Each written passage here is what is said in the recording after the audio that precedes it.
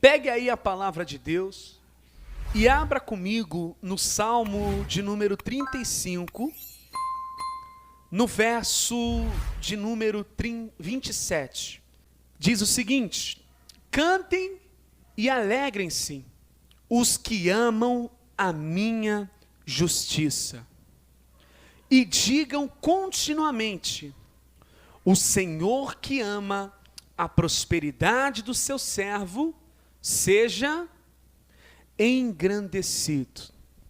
E assim a minha língua falará da tua justiça e do teu louvor todo o dia. É maravilhoso, irmãos, quando você de fato lê a Escritura Sagrada, desde o livro de Gênesis até Apocalipse, a impressão que fica, né, dentro do Evangelho, a forma como Deus cuida do ser humano.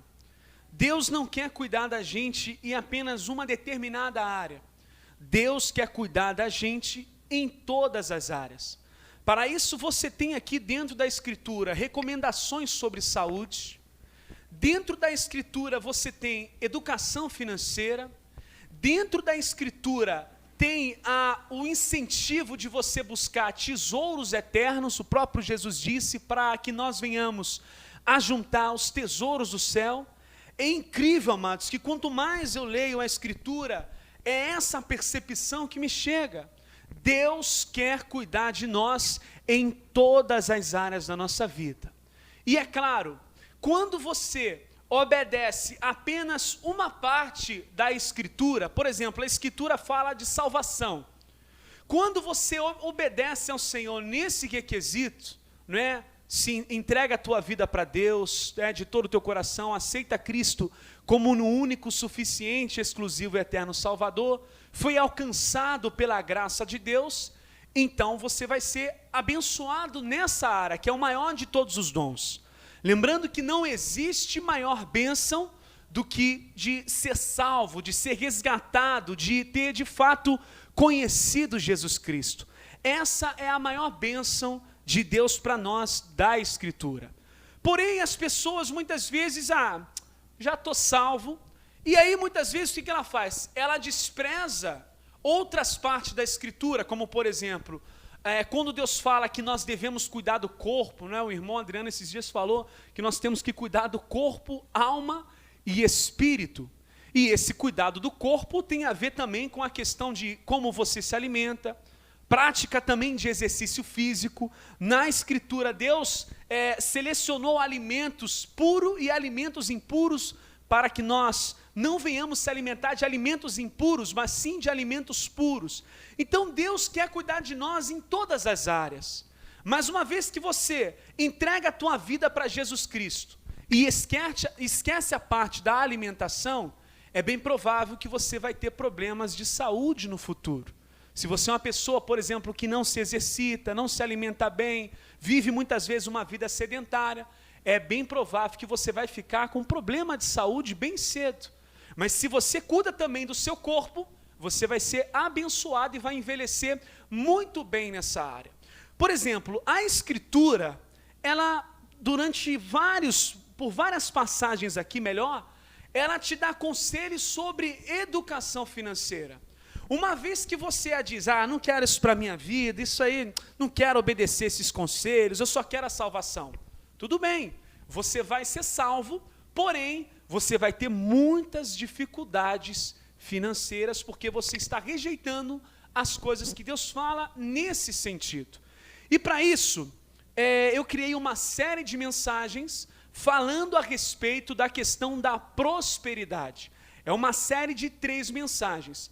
A primeira mensagem que nós vamos trazer hoje, né, para que a gente venha desmistificar também e desmascarar, eu vou trazer aqui, na primeira mensagem, eu vou falar sobre a teologia da prosperidade. Nós vamos falar sobre 3 mensagens no domingo. Nós vamos falar sobre a teologia da prosperidade hoje. No domingo que vem, nós vamos falar sobre a teologia da pobreza. E no próximo domingo depois, nós falaremos sobre a teologia da mordomia. Essas 3 teologias, elas falam a respeito de dinheiro, sobre prosperidade. Mas dentre essas três, somente uma de fato fica de pé, de acordo com toda a Escritura Sagrada. E nós vamos estudar a cada dia e aprender, tá bom? Então, vamos ler comigo novamente o verso 27, onde diz: cantem e alegrem-se os que amam a minha justiça, e digam continuamente: o Senhor que ama a prosperidade do seu servo, seja engrandecido. Então, se uma pessoa diz assim: eu não quero prosperidade para a minha vida, então ela está negando aquilo que Deus mesmo disse que é para ela. Deus ama a prosperidade do seu servo. E aí, quando eu fui puxar a palavra prosperidade aqui no original, neste versículo aqui, a palavra que é empregada aqui é salom. Ou seja, o que significa salom? Né? Salom está ligado ao bem-estar, está ligado à felicidade, está ligado à segurança, está ligado à saúde, paz familiar, bênção familiar, e também está ligado a uma boa alimentação. Essa mesma palavra aqui, prosperidade, dentro dela, o seu significado, tem várias coisas que se juntam e que formam de fato aí, na sua totalidade, a verdadeira bênção de Deus. Só que nos dias de hoje, a palavra prosperidade nos dias de hoje, ela está meio que pejorativa. Por quê? Quando a gente ouve assim a palavra prosperidade, logo a nos remete muitos homens que durante os seus cultos exploram a fé das pessoas, ensinando a elas muitas vezes barganha, e aí, por a gente ter isso como parâmetro, acaba soando mal aos nossos ouvidos. Poxa, prosperidade, isso aí não é de Deus não, isso aí afasta a gente de Deus. Então nós vamos falar hoje sobre isso, sobre a teologia da prosperidade. Como que surgiu a teologia da prosperidade? Mas antes aqui, eu gostaria de dizer para você que esta mesma palavra que você leu aqui comigo, o Senhor que ama a prosperidade, essa palavra prosperidade, ela aparece 237 vezes no Antigo Testamento, sendo empregada para saudar alguém. E sabe qual era a saudação que muitos servos de Deus faziam na primeira aliança, no Antigo Testamento? Que é justamente empregada a esta palavra, é justamente a paz seja contigo. Porque um dos princípios também de ser próspero é ter paz. Nem todo mundo que tem dinheiro, que tem riquezas nessa terra, que tem uma boa vida, de fato tem paz. Você vê muita gente de sucesso aí pelo mundo afora, tomando antidepressivo, querendo se matar. Por quê? Porque muitas vezes a pessoa tem um vazio tão grande, e que tudo que muitas vezes ela tem é dinheiro. Se tirar o dinheiro da vida dela, ela não tem mais nada. Então é muito importante que 237 vezes no Antigo Testamento a palavra prosperidade ela é empregada como uma saudação, que é a paz seja contigo. Essa saudação a gente faz constantemente, né? Graça e paz, irmãos, paz seja contigo, e por aí vai. E como surgiu a teologia da prosperidade? Como surgiu isso? Surgiu através de um homem chamado, de um evangelista, né, um teólogo muito famoso, chamado Esek Kenyon. Esse homem, ele difundiu aí, apareceu, né, teve muito sucesso na década de 1930 a 1940. Ele difundiu bastante a ideia da confissão positiva e também do determinismo. Ele acreditava que quando a gente afirma alguma coisa, quando a nossa mente faz declaração sobre algo, aquilo ali controla o mundo material. É o famoso determinismo.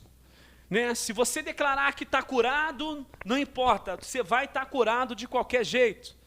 E aí isso foi aperfeiçoado, ganhou muita força, esse talvez você vai conhecer, na década de 60 e na década de 70, pelo famoso evangelista Kenneth Hagin. Já ouviu falar no Kenneth Hagin?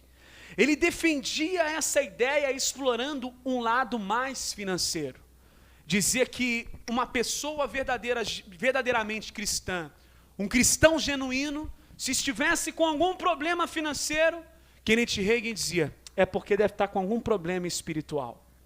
Esse homem difundiu a ideia de que se uma pessoa está com um problema financeiro, é porque ela é uma pessoa que não teme a Deus, que não é fiel a Deus, que de fato não está com o coração voltado a Deus.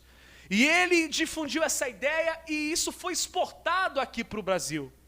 Tanto é que uma das figuras muito famosas aqui no Brasil, como o Silas Malafaia, que antes ele era contra a teologia da prosperidade, né, na época que ele tinha um bigodinho, inclusive tem até um vídeo dele pregando contra a teologia da prosperidade, mas ele foi seduzido também por essa teologia que para mim é uma maldição, e a gente vai ver que essa teologia da prosperidade, ela é uma maldição, e o Silas Malafaia ele foi tomado também, não é? Então o determinismo está incutido também. Por exemplo, você vê uma pessoa doente, na teologia da prosperidade você tem que determinar que a pessoa foi curada. É aí onde muitas pessoas, né, recebem uma palavra dessa, por exemplo, dizendo, olha irmão, você está doente, eu determino, já está curado em nome de Jesus. E quantas pessoas não são curadas coisa nenhuma. E muitas vezes elas acabam ficando descrentes. Já aconteceu isso, né? Uma vez um homem intitulado Apóstolo, ele orou por um rapaz, esse rapaz, ele tinha câncer, já estava no estado terminal, e ele orando pelo rapaz, ele determinou, já está curado em nome de Jesus, Deus já me mostrou, já estou determinando aqui, você já está curado. Na família do rapaz, um dia estava no culto, ficou maravilhada com aquilo, com aquela palavra, né? Uma palavra positiva para aquele estado do rapaz. Uma semana depois o rapaz, ele morreu.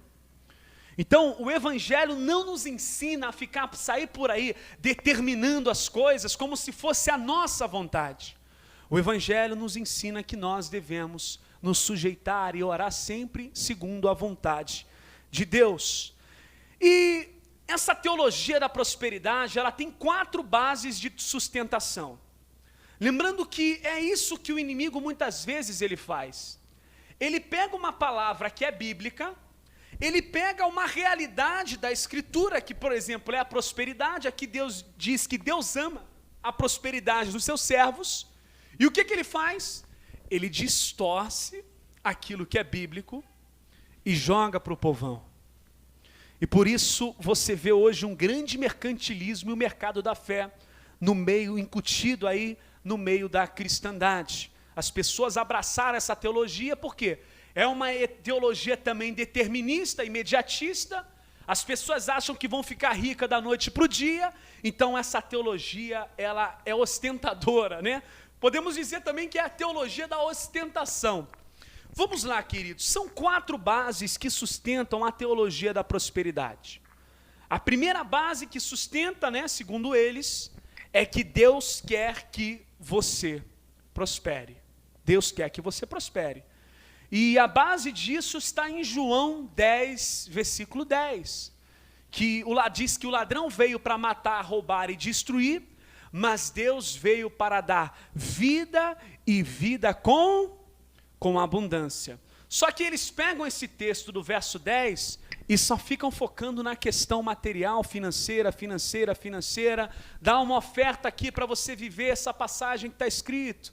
Então é sempre voltado para esse sentido. E eles também se baseiam lá em Jeremias 29:11, que diz que Deus tem planos para prosperar o seu povo.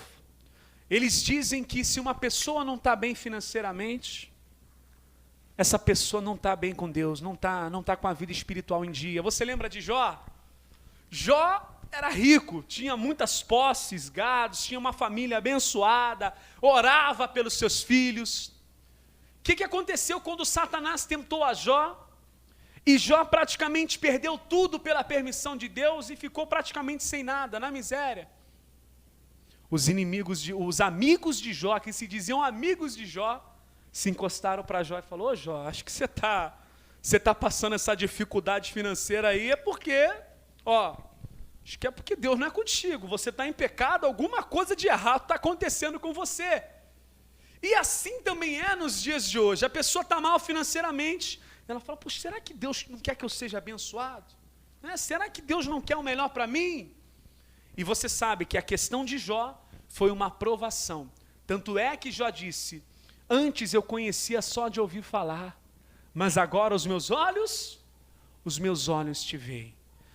E a segunda base de sustentação para a teologia da prosperidade, eles dizem que Deus conquistou a nossa prosperidade na cruz. Jesus conquistou a tua prosperidade na cruz. Eles chegam até mesmo a dizer que o tripé, a prosperidade, é um dos tripés da salvação. É necessário. Se você é salvo, você tem que enriquecer, você tem que ser muito próspero financeiramente e por aí vai. E qual é o texto que eles muito utilizam para falar isso? Vamos lá comigo, amados. Acompanhe comigo. Hoje é o nosso primeiro estudo de uma série de mensagens. Hoje nós estamos falando sobre a teologia da prosperidade. E eu sei bem falar desse tema porque o antigo ministério na qual eu congregava, ele adotava a teologia da prosperidade, mas era a teologia da prosperidade para eles. E eu já vou te mostrar isso, tá, queridos? Já vou te provar aqui com vários textos bíblicos o grande problema que é a teologia da prosperidade e uma pessoa que é adepta a esse tipo de teologia. Vamos lá, 2 Coríntios capítulo 8, no verso de número 9. Olha só o texto que é muito utilizado aí. Porque já sabeis a graça de nosso Senhor Jesus Cristo, que sendo rico, por amor de vós, se fez pobre, para que pela sua pobreza enriqueceis.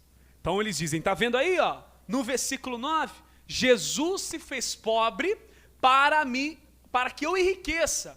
Então eles vão generalizar e vão dizer, está vendo, você tem que ser rico financeiramente, você tem que prosperar materialmente e por aí vai. Só que quando você lê aqui um contexto geral, olha só o que está acontecendo. Hoje muitos, adeptos da teologia da prosperidade, eles gostam muito de falar dos judeus, Eles gostam de dizer, judeus tem a promessa de Abraão, por isso que hoje você nunca vê um judeu pobre no mundo. Hoje praticamente todos os judeus que você vê por aí são judeus ricos. Calma aí, existe um porquê de os judeus hoje serem muito, muito ricos. A promessa de Deus para o povo judeu é a preservação, e não simplesmente que eles viessem a ser ricos, e todo judeu é ser rico.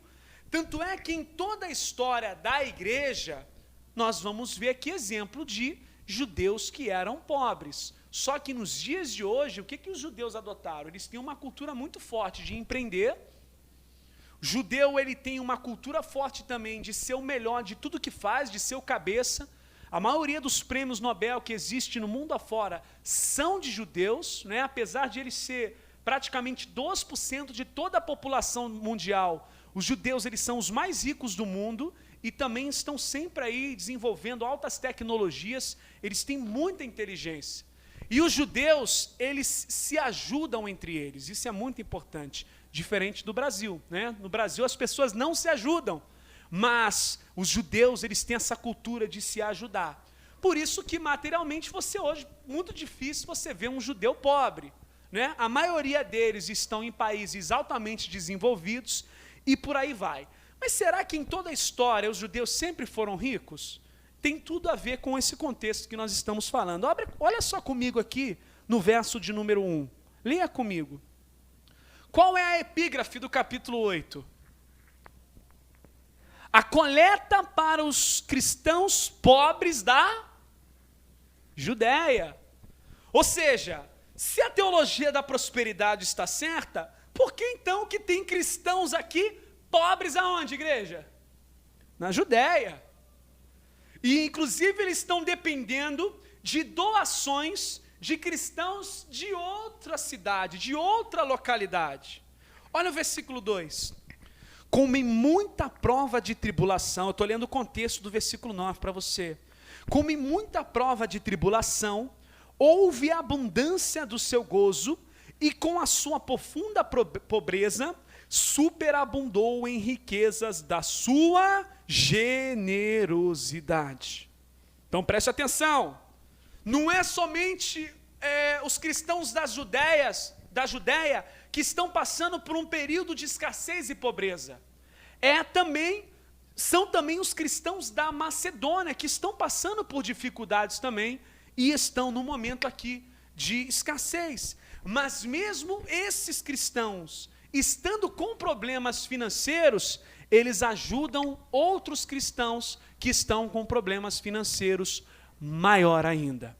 Então, só por esse contexto do versículo 9, você vê que há uma grande discrepância aqui. Por quê? No verso 9 diz que Jesus se fez pobre para enriquecer. Se esse texto está ligado somente à questão material e financeira, então nós não poderíamos ver aqui cristãos pobres da Judéia e nem cristãos aqui pobres da Macedônia, que inclusive estavam fazendo doações. Olha no versículo 3 o que diz aí, irmãos.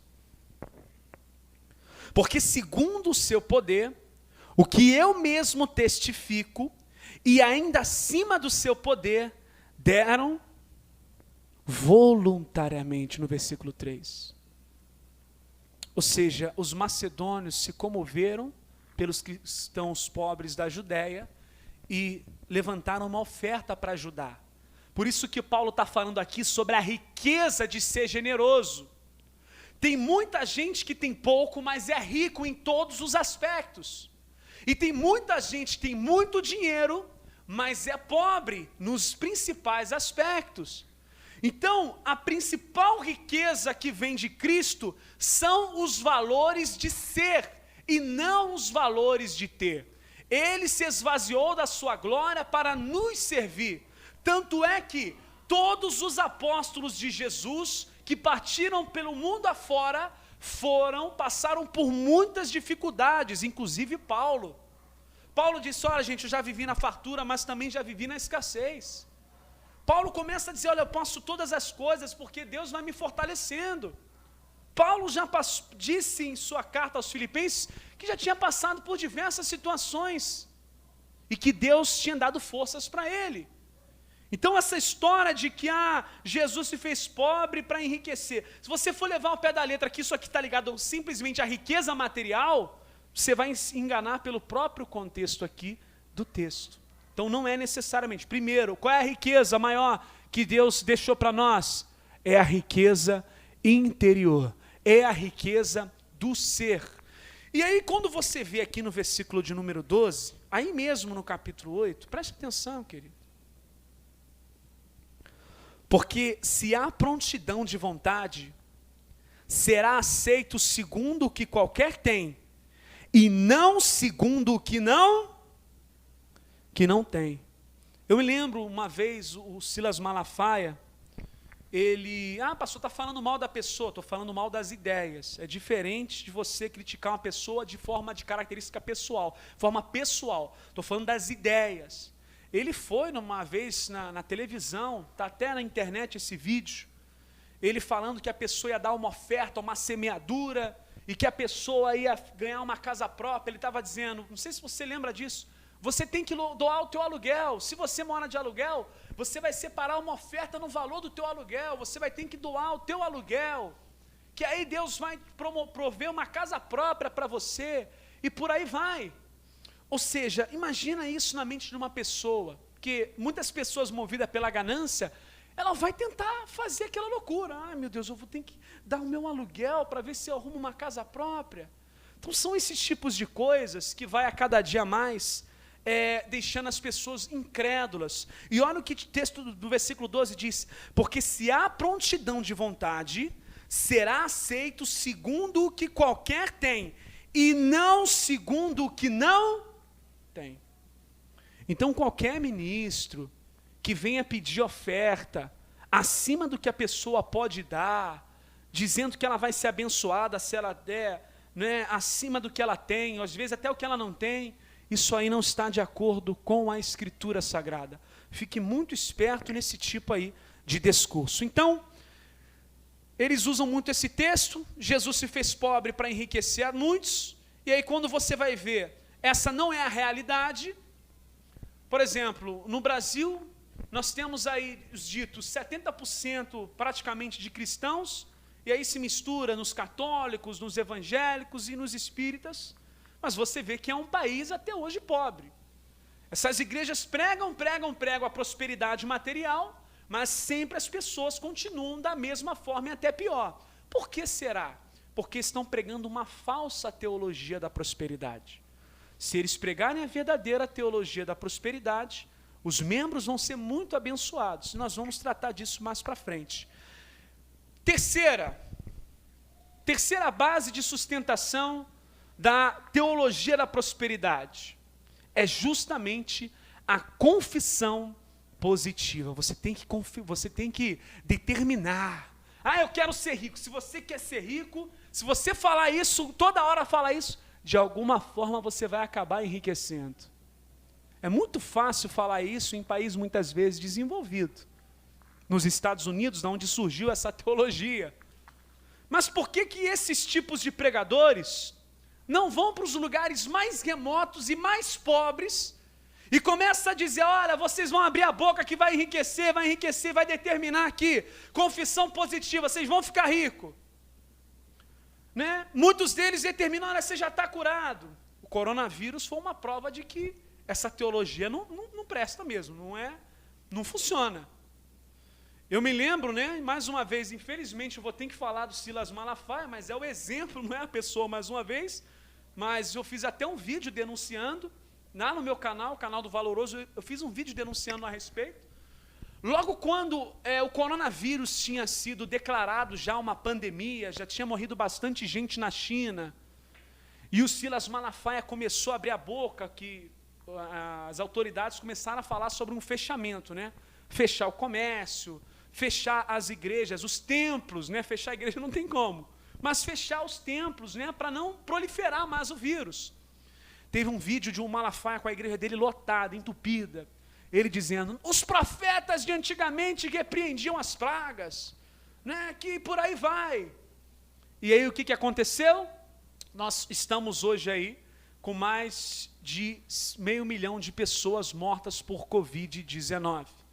E eles tiveram que fechar os seus templos, e eles não foram muitas vezes em lugares orar por ninguém, que não podia, e se mostrou que esses tipos de curandeiro, de leva aqui a toalhinha sagrada, mostrou que muitas vezes o que mostra na televisão não é a realidade do dia a dia. E eles foram desmascarados. Inclusive, infelizmente, por muito pesar, teve parente do Silas Malafaia que morreu por conta da Covid-19, né? Muito lamento e com muita tristeza, com a irresponsabilidade com que ele tratou a pandemia, não somente ele, mas como outros líderes grandes, como o Edir Macedo, falando que isso não era nada, que isso era apenas uma jogada comercial, e por aí vai. Cadê a prosperidade? Né? Cadê a confissão positiva? Cadê o determinismo que as pessoas seriam curadas? Né? Você tem tanta fé assim, por que não pegou as pessoas que estavam em leito, já orava, não precisava nem ir lá, só orava e as pessoas já levantariam dos leitos. Né? As pessoas que estavam entubadas, não precisa nem ir lá, nem tocar não, tem tanta fé, não tem que determinar, as coisas não acontecem quando determina, por que não determinou a cura das pessoas? As pessoas levantaram dessa doença maldita. E isso não aconteceu, então prova a cada dia mais que quando você vê pelo teste empírico, ou seja, real, essa teologia da prosperidade, ela não funciona de maneira nenhuma. Quarta base da teologia da prosperidade, base da sustentação da teologia da prosperidade, essa aqui é a mais explorada, tá, queridos? Essa base da teologia da prosperidade é a mais explorada. Abra comigo em Gálatas capítulo 6, no verso de número 6. E muitas pessoas são engodadas nesse tipo de discurso, amados. Discurso falso de prosperidade. Não é uma verdadeira educação bíblica, financeira bíblica, conforme ordena as Escrituras. Só quem enriquece e prospera é eles e o templo deles. E as pessoas a cada dia mais passando dificuldade. Isso é uma realidade, eu vi essa realidade, eu vim desse meio, então eu sei do que eu estou falando. Gálatas capítulo 6, no verso de número 7, melhor dizendo, eles têm como base a questão da lei da semeadura, A lei da semeadura, ela é real, não vou dizer para você que ela é real, que ela não é real, que ela é real. Só que eles aproveitam e distorcem esse versículo aqui. Você reparou que a teologia da prosperidade, ela se baseia muito em texto isolado? Jesus se fez pobre para te enriquecer. Texto isolado. Quando tu vai ver o contexto, um monte de cristão pobre, tanto na Judéia como na Macedônia. Né? O judeu, não existe nenhum judeu rico, por isso que existe promessas, né, para o judeu. Melhor, não existe nenhum judeu pobre hoje. Tu vai para o templo e tu vê que tinha um monte de judeus pobres. Gálatas capítulo 6, verso 7 diz assim: não erreis, Deus não se deixe escarnecer, porque tudo que o homem semear, isso ele também ceifará. Isso é uma realidade, né? Você é livre para fazer suas escolhas, mas dependendo da escolha que você fizer, você pode ficar escravo das consequências. A lei da semeadura, ela de fato é real. E qual é o problema, amados, na teologia da prosperidade? Porque eles adotam esse texto aqui, e o que eles fazem nos seus cultos? Barganha. Eles aproveitam a ideia da lei da semeadura para incutir no coração das pessoas um sentimento de barganha, de fazer doações querendo receber coisas em trocas, de muitas vezes nesses lugares as pessoas serem tomadas como um objeto de mercado, aonde se faz um leilão igualzinho no comércio. Eles começam pedindo uma oferta de tanto, aí eles vão, né, para chamar as pessoas para frente, para as pessoas se sentirem comovidas daquela forma, dizendo que quem fazer tal sacrifício, quem fazer tal doação, vai multiplicar a sua renda em tantas mil vezes, que de pobre, como eles muitas vezes apresentam na televisão, de pouco vai ficar muito rico ou milionário, né, ao extremo. E a Igreja Universal, ela trabalha muito nisso, nesse psicológico. Eles pegam a lei da semeadura, distorce e joga para a lei da barganha. Você repara que no antigo ministério onde eu congregava, existia uma estratégia deles de arrecadação muito forte, que era todo fim de ano. Todo fim de ano vinha uma campanha, e dentro dessa campanha vinha uma oferta grande para as pessoas doarem e ofertarem. E sempre no final de ano eles exigiam que a gente entregasse para as pessoas um folheto grande, né, para encher os olhos das pessoas, e as pessoas tinham que anotar ali o desejo delas, a famosa confissão positiva e determinismo. Tu vai anotar aqui o teu pedido, e nós vamos orar e vai acontecer. Só que nisso, sempre existia, né, na campanha, uma oferta que a pessoa tinha que dar bem alta, para que aquele pedido viesse a ser realizado.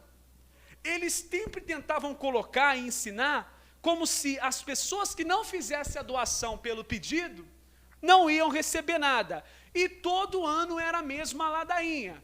Tu vai prosperar, tu vai multiplicar a tua renda, ano que vem vai ser melhor, ano que vem, né, você vai prosperar demais, você vai ter para você e para o teu próximo. E aí sabe o que acontecia? O ano só ia piorando. Ano passado, ano retrasado, eles fizeram essas previsões. Dá aqui a tua oferta que ano que vem vai ser melhor. E, economicamente, esse ano está muito ruim, amados. Um ano, meu irmão, que ano, hein?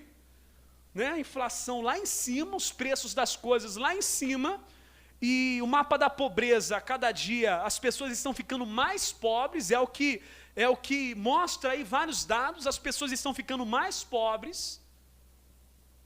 E as pessoas que congregam nesses lugares, parece que elas estão tão cauterizadas que elas não entendem que a vida delas muitas vezes está indo de mal a pior. E só quem está enriquecendo são essas pessoas que arrecadam, amados. Essa é a grande realidade. Não ensinam os seus membros olha, se você puder, tenha 2 rendas, tenha mais de uma fonte de renda, como a Escritura. Nós vamos falar disso nas próximas mensagens, né? Vai haver mensagem que a gente vai falar bastante sobre isso. Não há, de fato, uma educação financeira. Ele substitui a educação financeira pela barganha. Primeiro tu dá para a igreja, depois, né, tu faz o que tiver que fazer da tua vida. E aí, o que a teologia da prosperidade ela faz? Ela pega esse texto aqui, ó. Vamos lá em Malaquias comigo. Nós vamos agora descortinar esse texto muito utilizado. Muita gente não quer abrir mão desse texto, porque esse texto aí, meu irmão, ele é uma grande fonte de arrecadação. Se uma pessoa estiver mal intencionada, ela vai até onde puder para levar esse texto como se fosse uma realidade para os nossos dias de hoje. A teologia da prosperidade se utiliza bastante de Malaquias capítulo 3, verso de número 8. Final do ano agora? Está chegando. Eles vão arrumar alguma campanha. Ah, vai mudar, ano que vem vai ser melhor. E os economistas já estão falando que ano que vem vai ser brabo, meu irmão. Os economistas já estão falando que ano que vem a inflação é capaz de ser muito maior do que esse ano. Então, já digo para você, irmão querido, está me assistindo, você que está aqui, não faça nenhuma besteira, né? Ah, mas eu vou fazer pela fé. Vai, essa fé aí, né? Essa fé aí é irracional. Né? Sai metendo o pé pelas mãos para você ver a dificuldade depois que virá. Toma cuidado, não faz besteira não. Malaquias capítulo 3, versos 8. Roubará o homem a Deus. Todavia vós me roubais, e dizeis, em que te roubamos? Deus diz o quê? Nos dízimos e nas ofertas alçadas. Então isso aqui é um prato cheio, porque além de eles conseguirem arrecadar com os dízimos, eles vão tentar arrecadar com essa história de oferta alçada. Então, vamos lá, vamos continuando, versículo 9. Com a maldição sois amaldiçoados. Opa, prato cheio também, ó. Se tu não der, tu vai ser amaldiçoado. Porque me roubais a mim, vós a toda a nação. 10. Trazei todos os dízimos à casa do tesouro, né? Eles vão dizer que a casa do tesouro é o templo, né? O templo que eles construíram, para que haja mantimento. Eles vão converter o mantimento, que aqui é alimento, para dinheiro, né? Ou então eles vão converter esse mantimento aqui para pregação. Eles vão falar, tá vendo? Tem que ter mantimento na casa, ó. Aí eles vão dizer que a palavra, aí sim a palavra é alimento. A palavra é alimento, ó, tem que ter aqui a palavra, o mantimento. Então eles vão converter o mantimento, que é gênero alimentício, desse texto aqui, para dizer que é para o pessoal manter a pregação do evangelho. Vamos continuar. Mantimento aonde? Na minha casa, né? Por isso que eles tanto argumentam sempre, casa de Deus, casa de Deus, casa de Deus. E depois fazei prova de mim, diz o Senhor dos Exércitos, se eu não vos abrir as janelas do céu e não derramar sobre vós uma bênção tal, que dela vos advenha a maior abastança. Pastor, o que esse texto quer dizer? Pergunta, tu paga imposto? Paga imposto, não paga? Muito imposto? Muita coisa. Tu paga imposto sobre o que você consome, e quando você pensa assim, poxa, agora eu estou ganhando um pouquinho a mais, o governo pega o imposto da tua renda. Hoje você já paga muito mais de 10% de imposto. Bota aí, e quase a metade do teu salário é para pagar imposto. No que você consome, e também, se você ganha um pouquinho mais, vai consumir em cima da tua renda, né? O imposto, o famoso imposto de renda. E por aí vai. Naquele tempo, os dízimos era justamente isso, era como um imposto. As pessoas tinham que separar a 10ª parte e levar até um local determinado, para que nesse local determinado, que era justamente o templo, dentro do templo, no templo existia um lugar, um compartimento, onde eles recebiam esses gêneros alimentícios, e esses gêneros alimentícios eram distribuídos para que as pessoas pudessem ser amparadas. Era tipo como se fosse um INSS naquele tempo.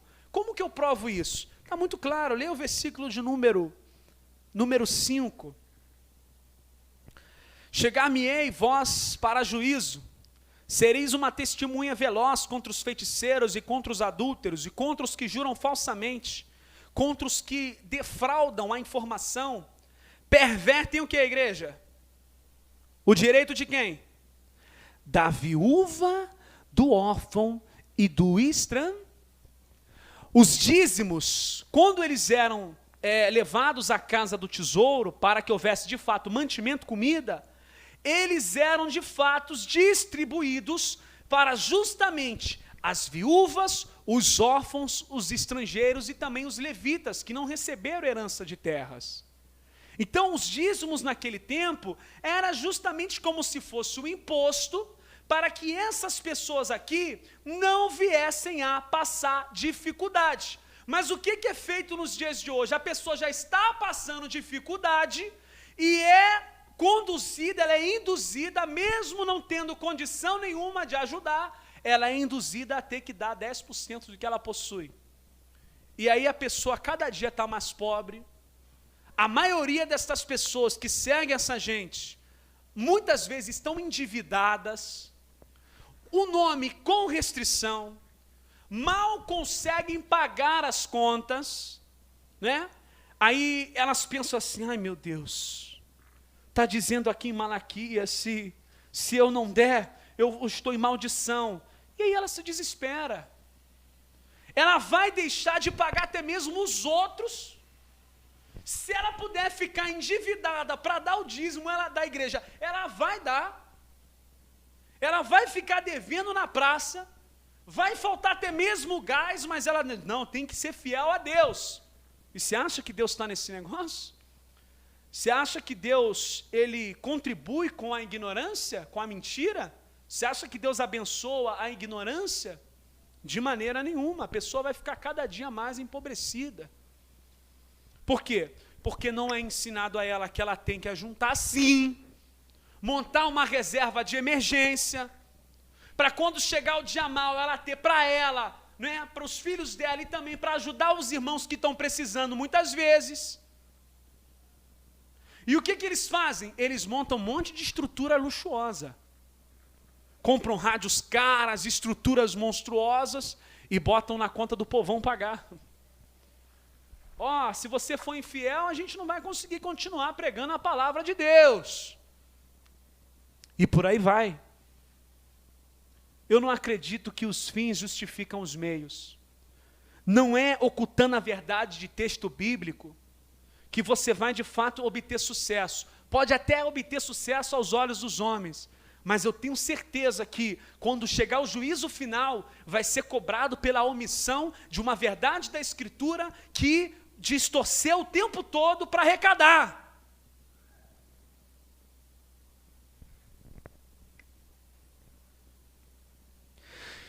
Aí eles pegam assim, trazei todos os dias uma casa do tesouro para que haja mantimento na minha casa, fazer prova de mim, diz o Senhor. Está vendo, irmãos? Você tem que fazer prova. Que prova é essa que o povo fica endividado e sem pagar as contas? Que fica com o nome em restrição? Deus não está abençoando coisa nenhuma, esse tipo de coisa. A realidade é essa. Eu estou falando do que eu vivi empiricamente. Eu estou falando do que eu vivi. Não é simplesmente de dar orelhada aqui não, amados. É a realidade.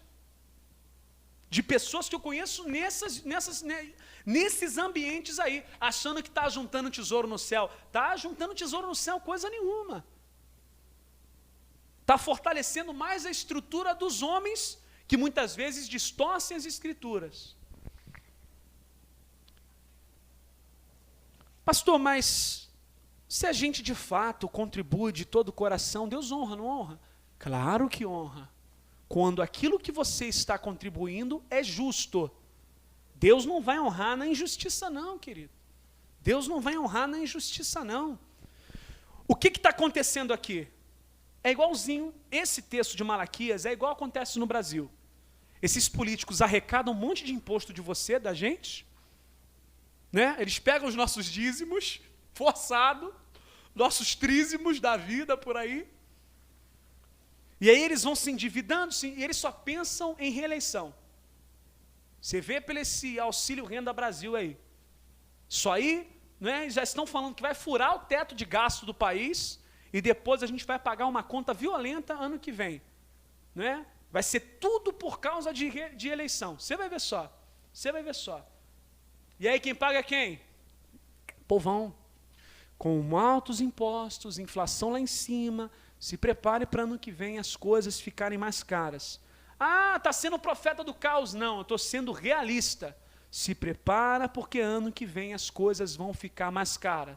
Antes do coronavírus chegar, eu tenho uma pregação sobre educação financeira. Eu falei sobre você ter uma reserva de emergência para quando o dia mal chegar, você ter para você e ter para o teu próximo. O que aconteceu? Olha aí a crise econômica no mundo todo. É a realidade, queridos. Se você quer prever o futuro, é só você olhar para o passado. Né? E por aí vai, irmãos. Então, não caia nesse papo furado, não caia nessa balela da teologia da prosperidade. E o mais nojento disso tudo é quando eles usam a Santa Ceia, né? Eles usam a expressão Santa Ceia para usar como grande fonte de arrecadação. Por isso que na maioria dos lugares ela é no segundo domingo do mês, onde está todo mundo com dinheiro e ali eles arrecadam grandes ofertas e o foco muitas vezes é esse. Não estou generalizando aqui, pelo amor de Deus, mas é uma realidade, tá? Olha só o que diz em Apocalipse capítulo 2. Maldita teologia da prosperidade. Tem um nojo disso, amados. Chega a dar nojo isso. Chega a dar nojo. Eu vou dar um checkmate na teologia da prosperidade aqui, ó. Em Apocalipse capítulo 2, no verso de número 8.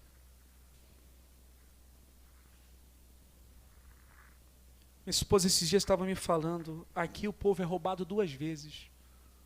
Como assim? Falei para ela, como assim? Ele é roubado pelos políticos e muitas vezes eles são roubados pelos religiosos. Diz assim: e o anjo da igreja que está em Esmirna escreve: isso diz o primeiro e o último, que foi morto e eu sei as tuas obras, e tribulações e pobreza. Cadê a teologia da prosperidade para essa igreja aí, amados? Hã? O que Deus está falando desse povo? Eles estão o quê? Passando por uma pobreza. E o que Deus diz a respeito deles? Mas tu és rico. E aí entra de acordo com o que o texto de Coríntios diz, que ele se fez pobre para nos enriquecer. Enriquecer no sentido interior, que é o principal. E a blasfêmia dos que dizem judeus e não são, mas são os das sinagogas de Satanás. Deus está falando aqui, vocês não temam. Vocês vão ter uma tribulação de 10 dias. Sejam fiéis até a morte. É uma igreja que passou por uma terrível escassez. É uma igreja que passou por uma terrível perseguição. E por causa dessa perseguição, eles foram privados de muitos trabalhos e passaram por muita pobreza, mas mesmo assim se manteram fiel. Por que o texto não disse aqui que eles são ricos? Se a teologia da prosperidade diz que o camarada que é verdadeiramente salvo, o cristão genuíno, tem que ser rico. Uma igreja que pobre. E quando você olha para o contraste da pobreza, e você olha para a riqueza, por exemplo, você vê aqui comigo o seguinte, ó. Apocalipse 3, 14. Já estamos terminando. Essa teologia, ela não para em pé, amados. Se você ler um pouquinho da Bíblia, você vai ver que está tudo errado na teologia da prosperidade. E eu não tenho como trazer aqui a verdadeira prosperidade sem antes te mostrar a falsa prosperidade, a falsa teologia da prosperidade. Olha o que diz aí. E o anjo da igreja que está em Laodiceia escreve: isso diz o Amém, a testemunha fiel e verdadeira, o princípio da criação de Deus. Eu sei as tuas obras, que nem és frio nem quente. Tomara que fosses frio ou quente. Assim, porque és morno e não és frio e nem quente, vomitar-te-ei da minha boca. Como dizes, rico sou, e estou enriquecido? Olha aí, ó, os adeptos da teologia da prosperidade. De nada tenho falta. Não sabeis que é um desgraçado e miserável, pobre, cego e... Era uma igreja porque achava que tinham grandes recursos materiais, eles eram ricos, prósperos materialmente falando, e por causa disso eles achavam que estavam perto de Deus. Mas na verdade eles estavam muito longe do Criador. Amém, amados? Salmo de número 35.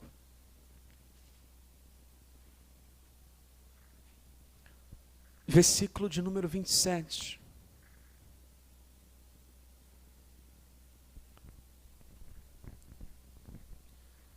Cantem e alegrem-se os que amam a minha justiça. E digam continuamente: o Senhor que ama a prosperidade do seu servo, seja engrandecido.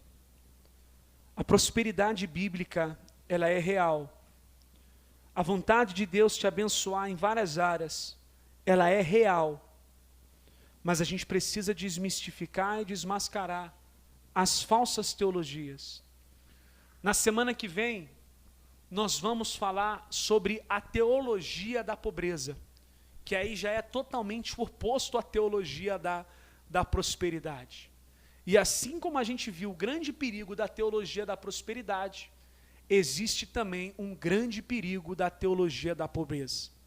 Eu digo por mim mesmo, porque eu vivia num ministério que pregava a teologia da prosperidade, mas eu mesmo nunca vivia prosperidade. Eu não tinha, às vezes, dinheiro nem para comprar um sapato. Às vezes, o mês todo só comia, na época, comia carne, era só linguiça, né? Minha esposa lembra disso. Mal tinha dinheiro para comprar um sapato. Então, a gente vivia uma outra realidade do que muitas vezes eles ensinavam a gente a falar. Por isso que eu tenho tanto nojo e tanta aversão à teologia da prosperidade, porque ela é falsa, ela é hipócrita, ela é enganosa. Na semana que vem, nós vamos falar também sobre a teologia da pobreza, que é uma outra também séria, que a gente vai tratar dela. Vamos nos colocar de pé, irmãos?